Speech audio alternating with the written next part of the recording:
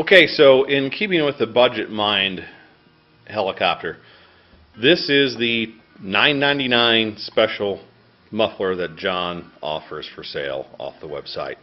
I ran this the other day, and it does run. You will need to advance your throttle curve points well in advance than if you ran, say, the Pro muffler in a Hyper 50.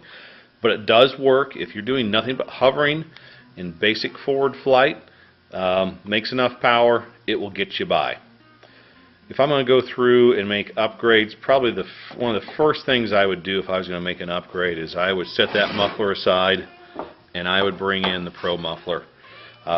Even at a single unit at $75 a pop, it is a huge power and performance increase. And one of those things that once you get past all your rookie mistakes, having a little more power on hand is some nice upgrade. So that's a good way to go. Also, if you give it to your buddy who's like the ultimate 3D king with his T-Rex 600, he won't think that the Pantera is such a pig if you hand the helicopter with this muffler, but with this one attached. Next upgrade I would make to the helicopter would be dampers. Put a set of the 88 durometer dampers in. That will stiffen the rotor head up. That's going to give you a lot more lively cyclic and make it perform a little better. The other thing you'd probably do at this point is if you've gone through the lineage of learn how to fly, now I want a little bit more power, do some more stuff, now I've got dampers, you're probably starting to wear some parts on the helicopter. One of the things on the tail, John has some 3D guide pins that are available. These are metal. They basically follow the procedure in the manual or in another video I might shoot, and you replace the plastic nubs with these 3D metal guide pins. They'll give you a little bit more precise control on the tail pitch and pretty much make it last indefinitely. You do have to do a little bit of service interval, but not much.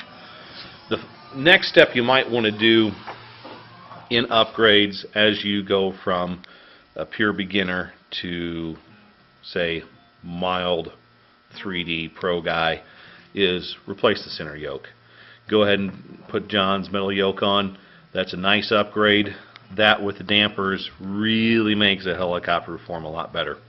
The final thing I would do, against John's suggestion today, but I'll put in the video anyway, I find the helicopter as stock with this long 480mm flybar, she's pretty sensitive around center.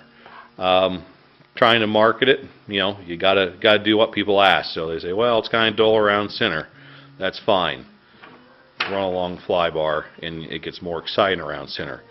But if you take the short 400mm flybar and let me say that one more time, and you put the paddles in the aft hole, you're going to have more than enough cyclic to deal with. If you put the aft hole, or put the paddles in the aft hole in this long flybar, you're going to have some serious pitchiness in fast forward flight. You get this thing near her top speed around 55, 65 mile an hour level flight, it's going to be so touchy on the pitch axis, it's going to piss you off. But if you go to a shorter flybar and use the paddles in the aft hole, you're going to find it turns into a monster. Beyond that, we'll do another video later on down the series that goes into more bling and gust lightning stuff. Basically, the idea of this is to get you on the cheap for about a $1,300 helicopter into a nitro.